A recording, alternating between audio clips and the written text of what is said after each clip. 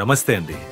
ఇది వ్యాపారం గురించి కాదు, ఓటు గురించి. ఎన్నికల్లో ఓటు వేయడం మన హక్కు మాత్రమే కాదు, కర్తవ్యం. ఎంతో మంది మహా నేతలు శ్రమించి ప్రాణత్యాగం చేసి ఈ అవకాశాన్ని మనకిప్పించారు. అందరూ ఓటు వేద్దాం. ఎందుకంటే ఓటు హక్కు ఊరికే రాదు. నా ఓటు ఎవరికో తెలుసా?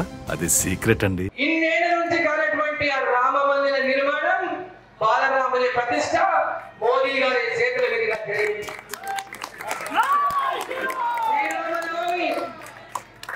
ఈ రోజు జరుగుతున్నటువంటి హనుమత్ జయంతి, రాముడు తన సొంత ఇంటిలోకి ప్రవేశించిన తర్వాత జరుగుతున్నటువంటి మొట్టమొదటి శ్రీరామనవమి, ఈ రోజు హనుమత్ జయంతి.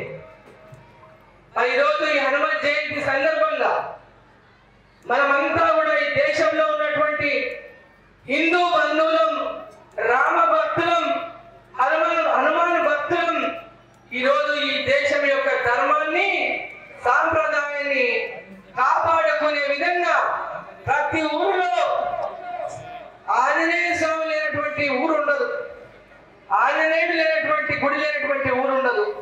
కానీ కొన్ని చోట్ల దేవాలయాలకు, ఎప్పుడో పాత దేవాలయాలు, వాటికి పైన కూడా కప్పు కూడా లేకుండా కేవలం శిలలు మాత్రమే ఉన్నటువంటి పరిస్థితి ఉన్నది.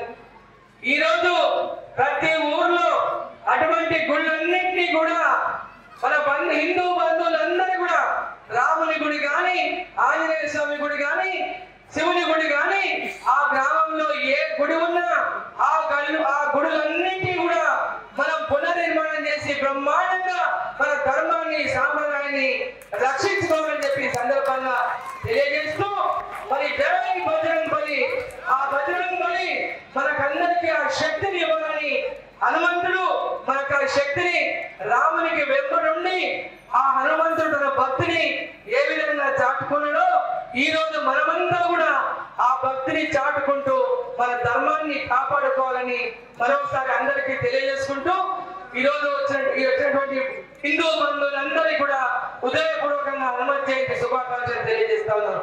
అందరికీ ధన్యవాదాలు. మరిన్ని వీడియోస్ కోసం ఛానల్ ని సబ్స్క్రైబ్ చేయండి, లేటెస్ట్ అప్డేట్స్ కోసం వాట్సాప్ ఛానల్ ని ఫాలో చేయండి, అండ్ లింక్ డిస్క్రిప్షన్ లో ఉంది.